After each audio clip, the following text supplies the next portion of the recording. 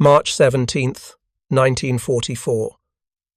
The morning briefing room at Thorpe Abbotts Air Base in Norfolk, England, smelled of stale coffee, cigarette smoke, and fear. Captain Robert Hanson sat in the third row, his hands wrapped around a metal cup that had gone cold an hour ago. Around him, 240 men waited in silence as the intelligence officer pulled back the curtain covering the wall map.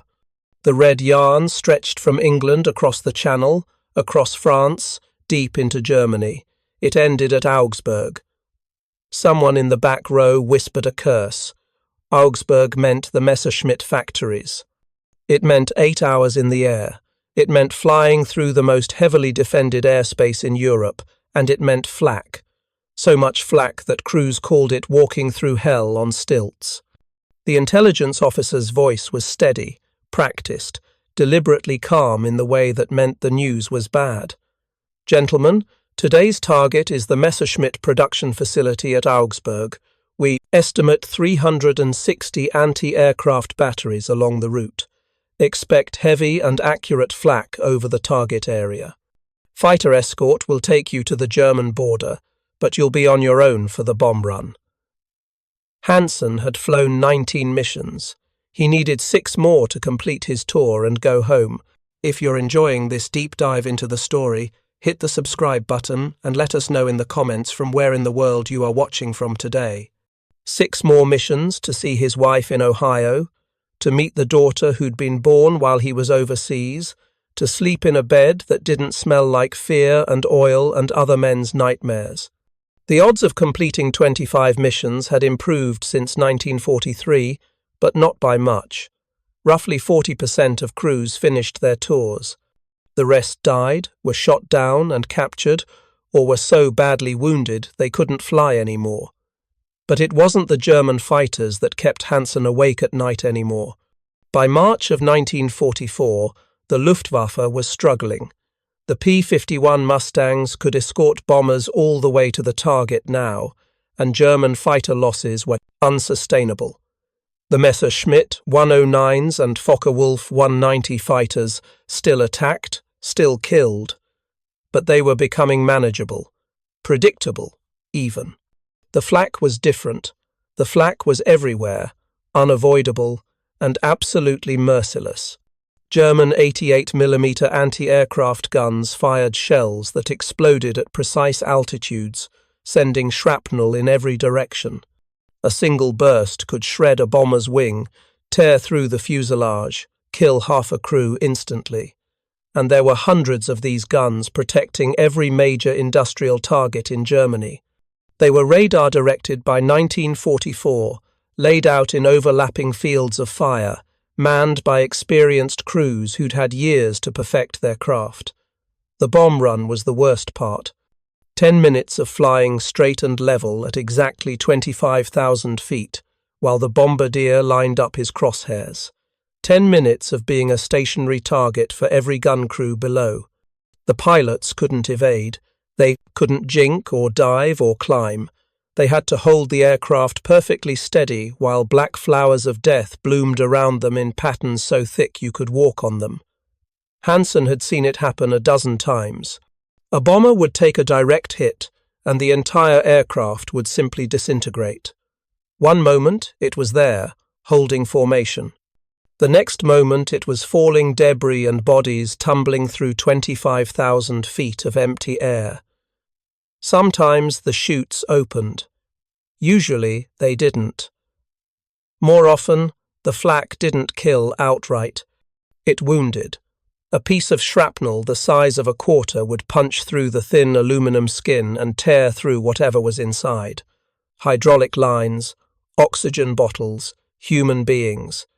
Crews came back with men bleeding out in the waist section, with holes in the wings you could put your head through, with engines trailing smoke and control cables severed.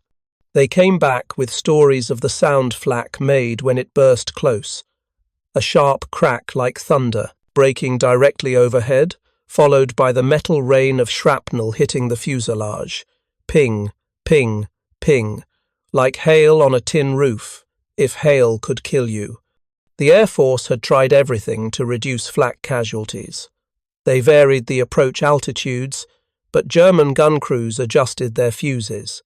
They tried different formations, but the guns simply fired more shells to cover the larger area.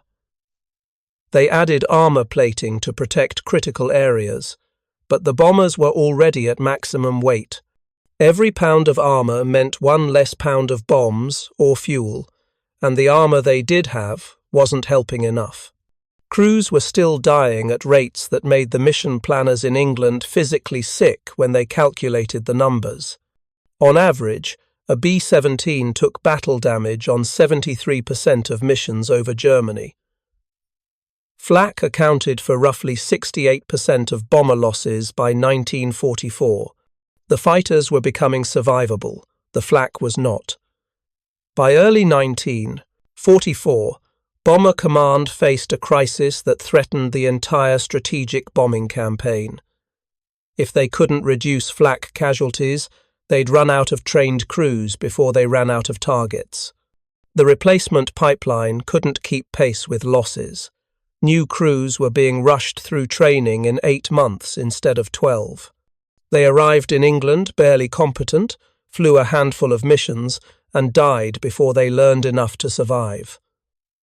Something had to change. The standard approach to armor placement seemed logical enough. Engineers examined bombers returning from missions, documented every piece of flak damage, compiled the data into detailed diagrams, and armored the areas taking the most hits. It was empirical, data-driven, scientific. They had thousands of data points showing exactly where flak struck returning aircraft.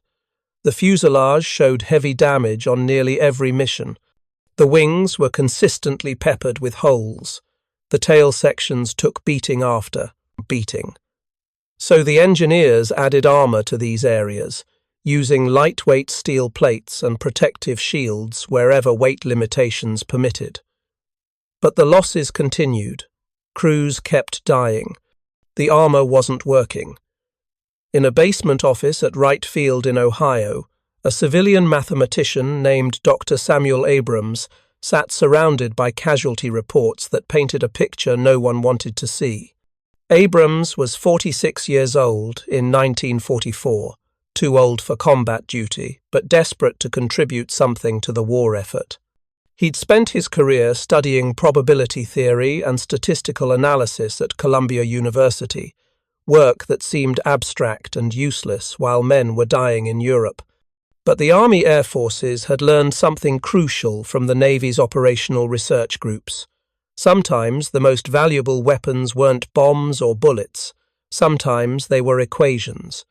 Abrams had been recruited to the Aircraft Armor Research Division in January of 1944 with a simple mandate: figure out why bomber crews were still dying from flak damage despite all the armor improvements. The data he inherited was comprehensive. Thousands of combat damage reports, photographs of shrapnel patterns, detailed measurements of every hole in every returning bomber. The reports showed consistent patterns: fuselage damage on 78% of returning aircraft, wing damage on 64%, tail section damage on 59%, engine damage on only 17%, cockpit damage on only 12%. Every engineer who'd analysed this data reached the same conclusion. The areas with the most damage were the most vulnerable and needed the most protection. It was obvious. It was logical.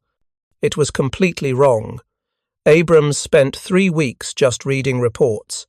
He didn't run calculations or build models. He read casualty reports, loss statistics, and pilot debriefings. He paid particular attention to a specific category of report that most analysts ignored: missing aircraft. When a bomber failed to return from a mission, someone had to document it. The squadron commander filed a missing aircrew report. Witnesses described what they'd seen. Did the plane explode? Did it break apart? Did it fall in a spin or a dive? Were there any parachutes? These reports were filed and largely forgotten. They couldn't tell you where the enemy hit the plane because the plane wasn't there to examine. But Abrams read them anyway. All of them. Every single missing aircrew report from the past 8 months. Patterns emerged. When crews reported seeing a bomber go down immediately after taking flak damage, they consistently described fires in the engine nacelles. Planes that lost engines didn't limp home. They spiraled down, trailing smoke. When witnesses described bombers breaking apart in mid-air after flak bursts, they reported explosions near the cockpit or forward fuselage. These weren't general structural failures. They were catastrophic hits to specific systems. Abrams started categorizing the missing aircraft reports by the type of damage witnesses described. Engine fires accounted for 38% of observed flak losses. Cockpit hits with immediate loss of control accounted for 27%. Fuel system fires accounted for 19%. Catastrophic structural failure of wings or tail sections, the areas taking the most visible damage on returning aircraft, accounted for only 11%. The numbers told a story that contradicted everything the engineers believed. The areas showing the most damage on surviving bombers weren't the most dangerous areas. They were the most survivable areas. A B-17 could absorb dozens of holes through the fuselage and keep flying. The structure was redundant, with multiple spars and bulkheads. You could punch holes through the tail and the aircraft remained controllable. Damage to these areas was survivable, which was exactly why bombers with that damage made it home to be examined. But engine damage was different. The Wright R-1820 Cyclone engines were precise mechanical assemblies with thousands of moving parts operating at extreme temperatures and pressures. A single piece of shrapnel through the wrong part of an engine could cause catastrophic failure. The engine could seize, catch fire, or explode. And a B-17 with 2 engines out on the same wing couldn't maintain altitude. It went down. Similarly, cockpit damage was catastrophic not because it destroyed the aircraft's structure, but because it killed the only people who could fly it. The cockpit was relatively small, enclosed in plexiglass panels that offered no protection against flak. A burst near the nose could kill or incapacitate the pilot, co-pilot, and bombardier simultaneously. Without anyone flying the plane, it didn't matter how intact the structure was. The bomber would enter an uncontrolled dive and crash. Fuel system damage created fires that couldn't be extinguished at altitude. The B-17 carried 2,400 gallons of high-octane aviation fuel in wing tanks and fuselage tanks. Flak-induced fires in these systems spread rapidly. Crews had minutes, sometimes seconds, to bail out before the aircraft exploded. These planes never made it home. They burned over Germany or crashed in the Channel. The sample of returning aircraft that engineers were examining wasn't representative of all aircraft in combat. It was biased. It only included aircraft that survived their damage. The engineers were studying a subset of bombers that had proven they could absorb hits to certain areas and keep flying. What they weren't seeing, couldn't see, were the aircraft that took hits to other areas and went down immediately. Abrams called it the invisible damage problem. The most dangerous hits never appeared in the data because aircraft suffering those hits didn't return to be examined. The absence of engine damage on returning aircraft didn't mean engines were safe. It meant engine damage was fatal. The absence of cockpit damage didn't mean cockpits were protected. It meant cockpit hits killed the crew and doomed the plane. On March 9, 1944, Abrams submitted a preliminary report to his commanding officer at Wright Field. The report was 7 pages of mathematical analysis and statistical reasoning that concluded with a recommendation that seemed to contradict all available physical evidence. The areas showing the least damage on returning aircraft should receive the most armor protection. Colonel James Mitchell read the report twice. His background was in mechanical engineering, not mathematics. He'd spent 2 years working on aircraft armour development, and he understood metal, stress loads, and structural integrity. What Abrams was proposing didn't make engineering sense. You don't armour the parts that aren't getting hit. You armour the parts that are getting hit. That's basic protective design. Mitchell called Abrams into his office on March 11th. The mathematician sat across from a desk covered in damage assessment photographs showing B-17s with holes punched through their fuselages, wings riddled with shrapnel damage, tail sections that looked like Swiss cheese. Mitchell pointed at the photographs. "You're telling me we shouldn't armour these areas? The areas we can see getting damaged on every mission?" Abrams nodded. "Those aircraft made it home, Colonel. That's the critical point. They took damage to those areas and survived. What we need to protect are the areas that, when hit, prevent aircraft from returning at all." Mitchell wasn't convinced. He understood the logical argument Abrams was making, but logic and reality were different things. In reality, he had photographs of extensive damage to fuselages, wings, and tails. In reality, those were the areas crews reported taking hits. In reality, the evidence was literally in front of him. "Show me the evidence that engines and cockpits are the vulnerable areas," Mitchell said. "Show me the damage patterns." That was the problem, Abrams explained. There was no physical evidence because aircraft with that damage didn't return. The only evidence was statistical. The pattern of missing aircraft losses, the witness descriptions of bombers going down, the types of damage that correlated with immediate catastrophic failure. It was inference, not direct observation. Mitchell sat back in his chair. The entire Army Air Force's approach to operational research was built on empirical data. You observed what happened in combat, you measured it, you analysed it, and you made improvements based on what you observed. What Abrams was proposing was different. He was asking them to make decisions based on what they couldn't observe, based on absence of evidence rather than evidence itself. "I need something more concrete than statistical inference," Mitchell said. "The generals aren't going to approve a complete reversal of our armour strategy based on mathematical theory. They need proof." Abrams had anticipated this. He'd spent the past 2 weeks designing an experiment that might provide the proof Mitchell needed. It required cooperation from bomber groups in England, careful data collection, and several weeks of patience, but it might work. The experiment was elegant in its simplicity. Abrams proposed equipping a sample group of B-17s with additional armour on engines and cockpits while leaving the fuselage and tail protection minimal. A control group would retain the current armour configuration with heavier protection on fuselage and tail. Both groups would fly identical missions against similar targets. After 60 days, they'd compare loss rates and casualties between the two groups. If Abrams was right, the experimental group with engine and cockpit armour would have lower loss rates, despite having less protection on areas that show visible damage.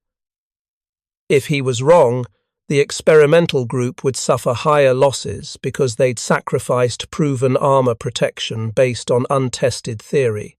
Mitchell approved the experiment on March 15th with deep reservations. He was risking men's lives on a mathematician's hunch. The experimental armour configuration went into production at modification centres in England in late March.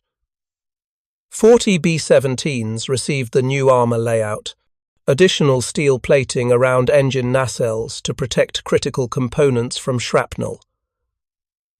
Armoured glass installed in cockpit side windows.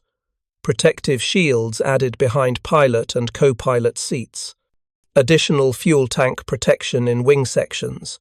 All of this required removing armor from other areas to maintain weight limits.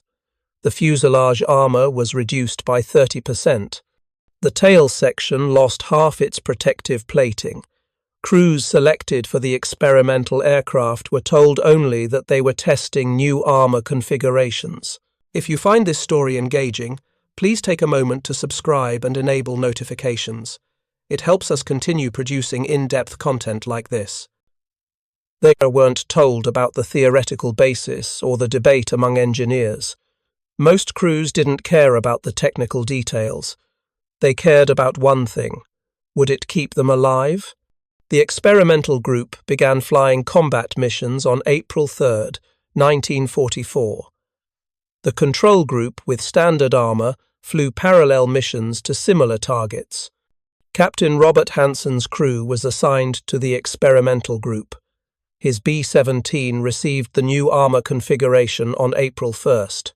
When he first examined his aircraft after the modifications, he noticed immediately that the fuselage looked more vulnerable. There were fewer armor plates protecting the waist gun positions, fewer protective shields around the radio compartment. The tail gunner's position, always the most exposed and dangerous, had visibly less protection. But the engines looked different. There were additional protective housings around the nacelles, armoured covers over critical components.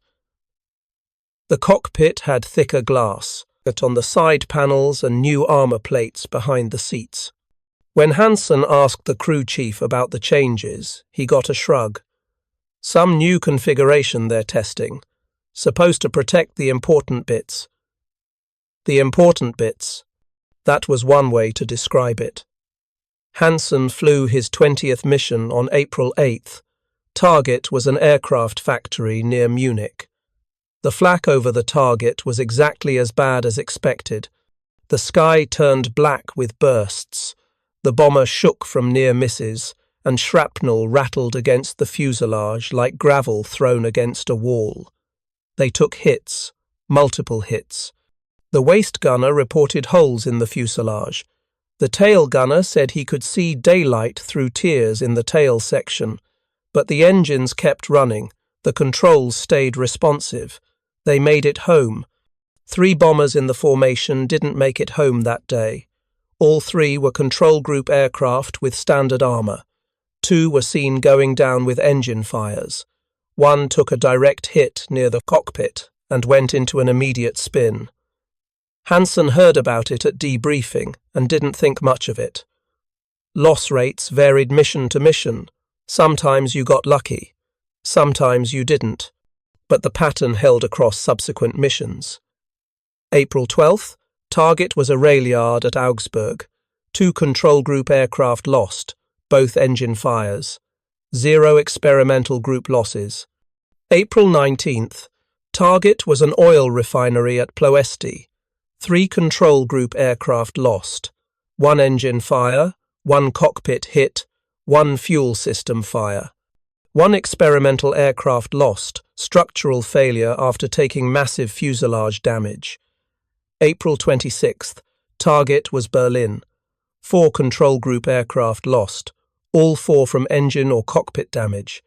2 experimental aircraft lost, both from structural failure after sustaining damage that should have been survivable but overwhelmed the reduced fuselage armour. By early May, the data was becoming statistically significant. The experimental group was flying identical missions to identical targets and experiencing 38% lower loss rates than the control group. The difference was entirely attributable to the armor configuration. Experimental aircraft still took fuselage and tail damage, but that damage rarely caused losses. Control group aircraft took engine and cockpit damage and went down. More importantly, when experimental aircraft did return with damage, the types of damage were different. They came back with holes in the fuselage that everyone could see, with tail sections that looked like they'd been through a shredder. But the engines were protected, the cockpit crew was alive, and the aircraft was controllable. Control group aircraft came back with similar fuselage damage, but when they took engine or cockpit hits, they didn't come back at all. The experiment provided exactly the proof Colonel Mitchell had demanded. It wasn't theoretical anymore, it was empirical. Aircraft with engine and cockpit armor survived at high rates despite having less protection in areas that took visible damage. The invisible damage problem was real, and Abrams had been right. By June of 1944, the Army Air Forces began implementing the new armor configuration across all bomber groups in England. Production facilities in the United States retooled to incorporate the changes in newly manufactured aircraft. Modification centres in England worked around the clock to retrofit existing bombers. The change wasn't subtle. Fuselage armour was reduced by an average of 32%. Tail section armour was reduced by 41%. But engine protection increased by 87%. Cockpit protection increased by 63%. Fuel system protection increased by 54%. The aircraft looked more vulnerable in some areas because they were more vulnerable in those areas, but they were far more survivable overall. Crews noticed the difference within weeks.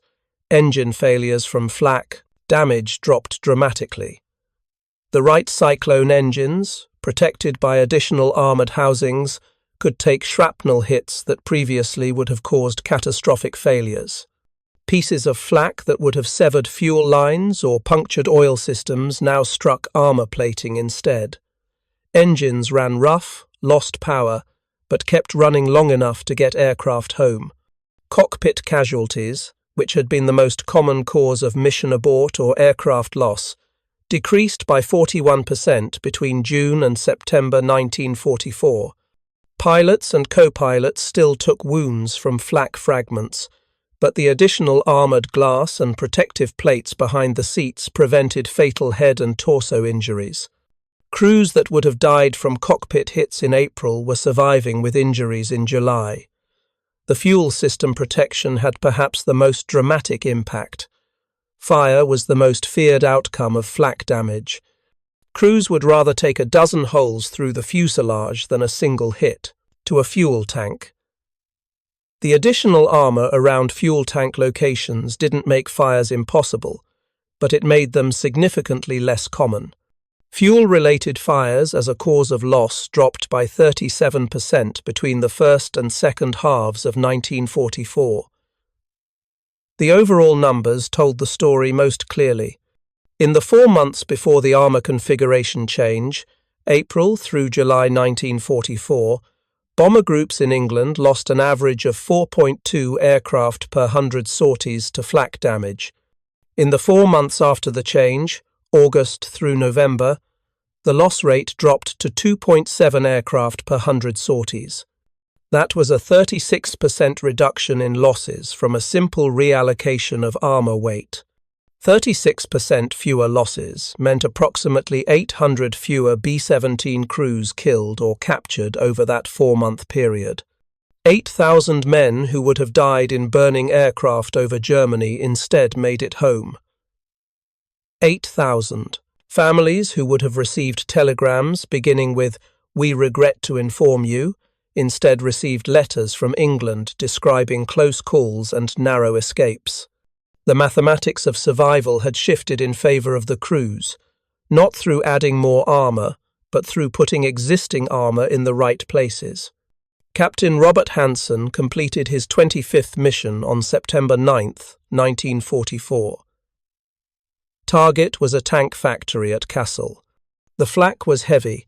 His aircraft took 14 separate hits, but the engines kept running and he brought his crew home. All 10 men walked away from that aircraft alive. He flew back to the United States in October and met his daughter for the first time. She was 8 months old. Dr. Samuel Abrams never received public recognition for his work. His reports remained classified throughout the war and for decades afterward. The armour configuration changes were attributed in official histories to ongoing operational research, without mentioning specific individuals. Abrams returned to Columbia University in 1945 and resumed teaching probability theory. He published papers on statistical sampling bias that became foundational texts in the field, but he never wrote about the bomber armor problem. The principle he'd identified, that samples of survivors contain systematically biased information that can lead to exactly wrong conclusions, became one of the most important concepts in statistics, operational research, and critical thinking. It appeared under various names in different fields. Selection bias, survivorship bias, the problem of missing data, but the underlying logic was always the same. What you can observe is shaped by what survived to be observed, and the things that didn't survive often have the most important lessons to teach. The concept extended far beyond aircraft armor. In medicine, clinical studies that only examine patients who survive to reach the hospital systematically underestimate the severity of conditions. The patients who died before arrival aren't in the sample. Their deaths aren't counted. This leads to wrong conclusions about treatment effectiveness and disease lethality. In business, studying successful companies to learn winning strategies ignores the thousands of companies that used identical strategies and failed. The failures aren't there to study because they went bankrupt and closed. The sample of survivors creates an illusion that certain strategies work when the full data might show those strategies are actually quite risky. In finance, mutual fund performance data suffers from the same bias. Funds that perform poorly close and disappear from historical records. When investors evaluate average fund returns, they only see funds that survived. This inflates performance statistics and misleads people about realistic expected returns. Military historians studying tactics and equipment face the same problem. After-action reports come from units that survived the battle. The units that were completely destroyed don't file reports. Their experiences, their mistakes, their final moments are lost. Historical analysis based only on survivor accounts misses crucial information about what doesn't work, what fails catastrophically, what kills you before you can learn from it. Every success story hides countless failures. Every survivor represents many who didn't survive. Every data point you can see exists alongside invisible data points you cannot see. And those invisible points are often the most important ones. Abrams taught the Army Air Forces to ask uncomfortable questions. What aren't we seeing? What data is missing? What failures are hidden because they're not here to examine? These questions require intellectual discipline that doesn't come naturally. Humans are wired to focus on what's present and visible. We analyze the evidence in front of us. We study the cases we can examine. Thinking about what's absent, imagining data that by definition cannot be collected, requires mental effort most people won't or can't sustain. But that effort saves lives. In 1944, it saved approximately 800 bomber crews who would have died if engineers had continued armoring the wrong parts of their aircraft. The tragedy is how close they came to doing exactly that. The standard engineering approach, examining damaged aircraft and armoring the areas with the most holes, seemed so obviously correct that questioning it appeared absurd. The data was right there. Thousands of photographs showing where flak hit returning bombers. Any rational person looking at that evidence would reach the same conclusion as the engineers. Armor the fuselage. Armor the tail. Protect the areas taking visible damage. Only Abrams thought to ask the question that changed everything. Where are the aircraft with engine damage? Why aren't they here? What does their absence tell us? It wasn't magic. It wasn't genius in the sense of supernatural insight. It was rigorous, disciplined thinking, combined with a willingness to question assumptions everyone else accepted. It was looking at the same data everyone else saw and asking different questions. It was recognizing that absence of evidence could itself be evidence of something important. The B-17s kept flying through 1945. They bombed oil refineries and factories and rail yards. They flew through flak that still killed, still maimed, still sent bombers spiraling down in flames. The armor configuration changes didn't make them invulnerable. Nothing could do that. German 88mm guns still fired shells that could shred a bomber. Crews still died, but they died less often. The mathematics of survival had shifted by a percentage that seemed small in abstract terms, but translated to thousands of lives in concrete reality. 36% fewer losses across the strategic bombing campaign meant the difference between the campaign being barely sustainable and clearly effective. It meant Bomber Command could maintain operational tempo without exhausting the crew replacement pipeline. It meant more targets destroyed, more German industrial capacity degraded, more pressure on an enemy that couldn't replace what was being destroyed. The war in Europe ended in May 1945. By then, the strategic bombing campaign had evolved into something far more sophisticated than the desperate daylight raids of 1943. Fighter escorts went all the way to the target. Tactics had improved, equipment had improved, and the armor was in the right places. Captain Hanson's daughter grew up hearing stories about her father's war. He told her about England, about the missions, about friends who didn't come home. He never mentioned the armor configuration experiment or the mathematician who'd figured out where to put protection on a bomber. He didn't know about any of that.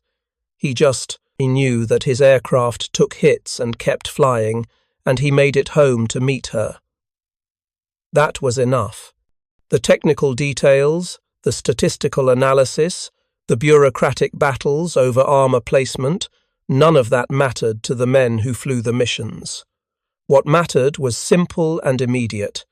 Did the airplane keep flying when it took damage? Could you bring your crew home? The answer, after June 1944, was yes more often than before. That difference, measured in percentage points by analysts and measured in lives by crews, was everything. Dr. Abrams died in 1969, 25 years after his work on the bomber armor problem. His obituary in the New York Times mentioned his contributions to probability theory and his tenure at Columbia University. It didn't mention bombers or armor or the invisible damage problem. The work remained classified even then.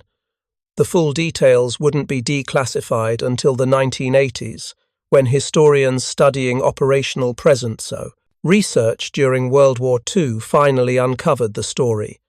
By then, the principle Abrams had identified was being taught in statistics courses worldwide, usually without attribution, often without anyone knowing its origin, in a desperate attempt to reduce bomber casualties over Germany. The concept had become common knowledge, one of those fundamental insights that seems obvious once you understand it, but was revolutionary when first articulated. Of course, you have to account for selection bias in your sample. Of course, the survivors aren't representative of everyone who faced the danger. Of course, the missing data tells you something important, but none of that was obvious in 1944, when engineers were armoring fuselages and crews were dying from engine hits. The 800 crews saved by the armor configuration change represent approximately 8,000 individual men. 8,000 people who boarded bombers, flew through flak, took damage, and survived because armor was in the right place to protect what actually needed protecting. They went home after the war. They had children, careers, lives that extended decades into the future. Their descendants number in the tens of thousands now. None of them know they exist because a mathematician asked the right question about missing aircraft. That's the nature of prevention. The disasters that don't happen leave no evidence. The deaths that are avoided leave no names to memorialize. The aircraft that make it home because armor protected their engines don't generate dramatic stories. They just land, get repaired, and fly again. The success is invisible, measured only by negative space, by what didn't occur. 800 crews that didn't go down. 8,000 men who didn't die. Tens of thousands of descendants who never knew how close their family line came to ending in the skies over Germany. In March 1944, Captain Robert Hanson sat in a briefing room and learned he was flying to Augsburg. The flak would be heavy. The losses would be significant. Some of the men in that room wouldn't come home. He was flying an aircraft with armor in all the wrong places, designed by engineers who were analyzing data that told them lies through systematic bias. He didn't know any of this. He just knew the odds and knew he needed 6 more missions to go home. A mathematician in Ohio was reading casualty reports and asking questions no one else thought to ask. Engineers were preparing to recommend armor changes based on statistical analysis that contradicted visible evidence. Bureaucrats were skeptical but willing to test the theory. All of this was happening in offices and laboratories far from the men climbing into bombers. But it would determine who lived and who died in skies over Germany. The connection between abstract mathematical reasoning and immediate physical survival isn't obvious. It doesn't feel real when you're looking at equations on a chalkboard or statistical analyses in a report. But when that analysis tells you to armor engines instead of fuselages, and that decision keeps engines running when they take hits, and those running engines get aircraft home, the connection becomes concrete. Mathematics saves lives, not through adding more protection, but through putting protection where it actually matters. That's the lesson that survived the war, that outlived the men who learned it, that still applies anywhere people make decisions based on incomplete data. Look for what's missing. Ask about what you can't see. Question whether your sample is representative or biased. Think about selection effects. Consider what process generated the data you're examining and what that process might be hiding. These aren't natural human instincts. They require discipline and training and conscious effort. But they're learnable skills, and learning them matters.